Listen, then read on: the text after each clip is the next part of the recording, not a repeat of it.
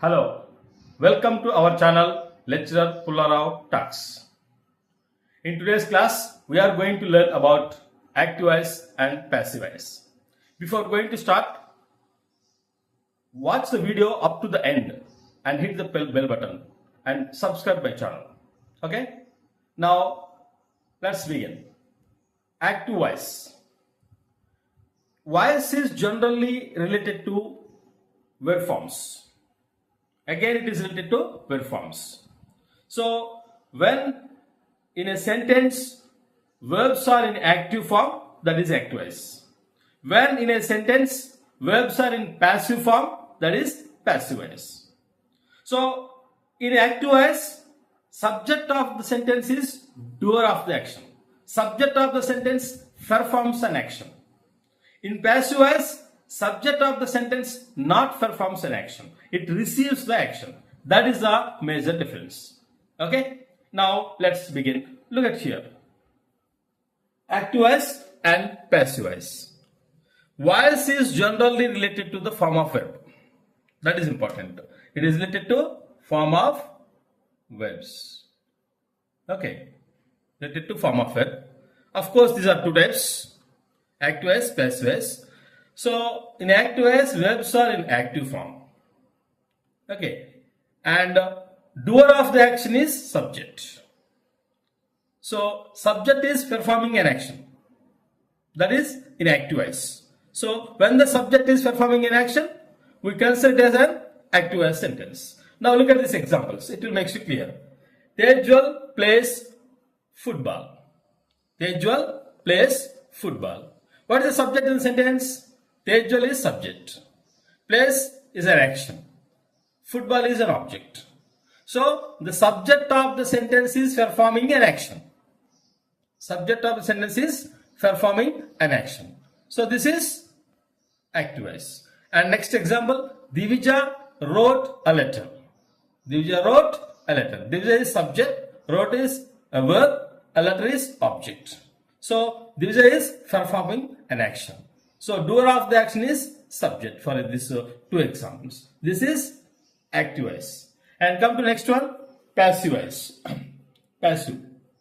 Passive voice, verbs are in passive. So, in passive voice sentences, verbs are in passive. And subject is the receiver of the action. Recipient is receiver of the action. Okay. Subject is recipient of the action. That means receiver of the action. Recipient means here receiver of the action. So look at these examples. I'll change this sentence active to passive. The same sentence. So football is played by Tejwal. Football is played by Tejwal. So, and second one, a letter was written by Divija. A letter was written by Divija. Okay? A letter was written by Divija.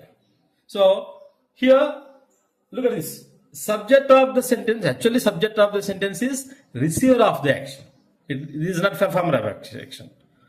Here, the letter was subject, of course, in this sentence, but the subject is receiving the action. But whereas here, the subject is performing the action. That is the difference between these two. In active voice, subject is performing the action. In passive voice, subject is receiver of the action. These are the examples. Okay. So now, next point. When we use passive voice. Passive voice we use mostly in three situations. One is subject is unknown. When the subject is unknown, we use passive sentence. And second one is action is important than doer. Okay, and third one is scientific and formal writings. In formal writings also we use passive sentences. Three situations. Okay, one is action when action is important than doer. Second one is the doer of action is unknown. And third one is scientific and formal writings. Okay, I'll give examples and it will make you clear. Look at these examples.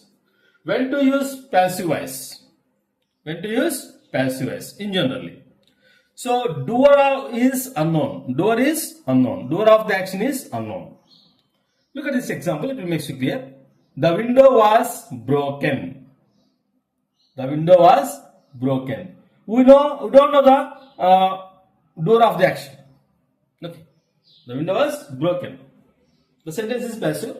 Actually, we don't mention the doer of the action. We don't know. Unknown. Doer is unknown here in this situation. And next one.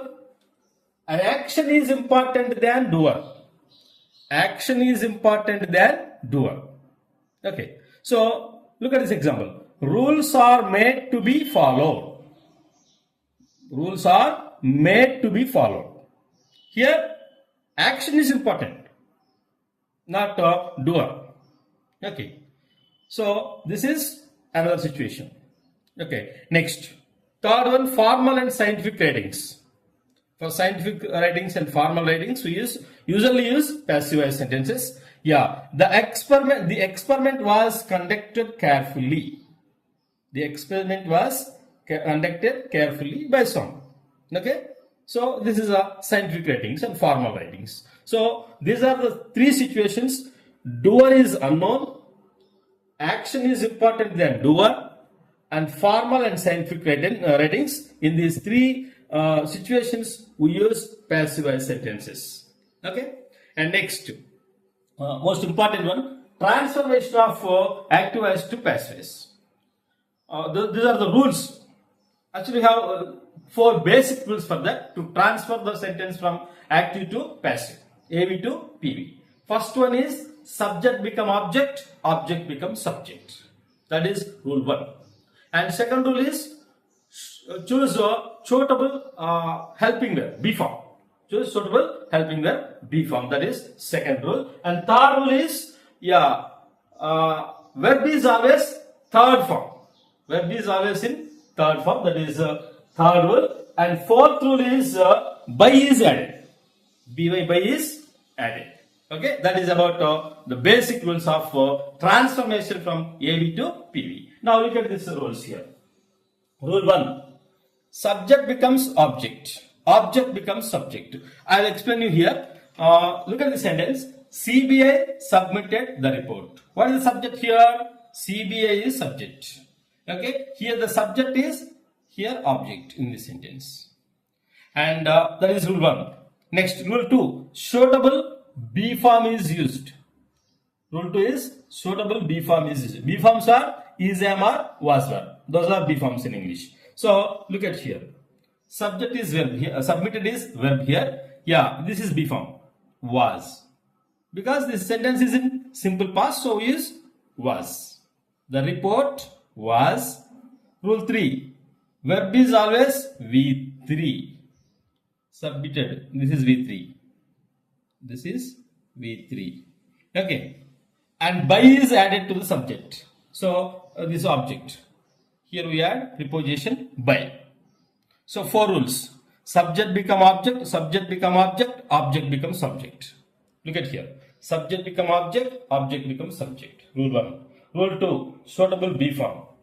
Suitable B form. Rule 3. Verb always V3. And rule 4. Preposition by added. Okay. These are 4 rules. Okay. So this is about basic rules for transformation from AV to PV. And next one note point is there. Intransitive verbs do not have PV or state verbs. Intransitive verbs are state verbs. Okay. So one important thing is here, when we have object in the sentence, then only we have possible to change or transfer the sentence from AV to PV. That is the most important thing. Observe the object. So, if the verb is followed by object, that is transitive verb. If it is not followed by object, that is intransitive verb. So, here, intransitive verbs and state verbs. State verbs means, it shows some situations. Okay, B forms. State verbs and intransitive verbs do not have PV. Passives do not have passives. Now, look at this example. Fit, cost, have, lack. These are examples. Fit, cost, lack, have. These are examples. So the note point is here, for only Transitive verbs only takes passive voice. Transitive verbs only takes passive voice. That is important point. For intransitive and state verbs, we don't have passive form.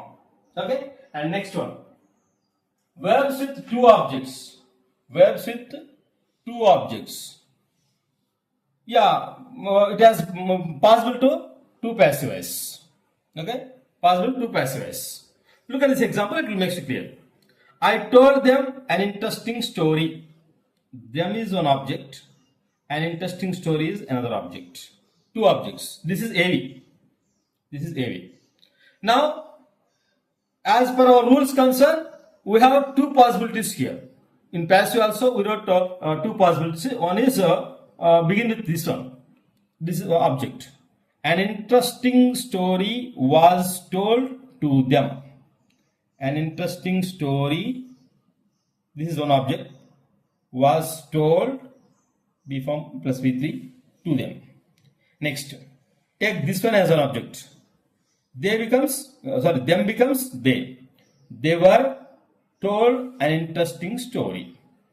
They were told an interesting story. So both are correct. Here in this case, both are correct. Okay, when we have two objects, it is possible to write two passive voice sentences. So this is part 1 about active voice and passive voice, and I'll make one more video on part 2. Okay, in part 2 we'll discuss about transformation from AV to PV in questions, interrogatives, imperatives and tenses also. Okay, thank you for watching. Thank you.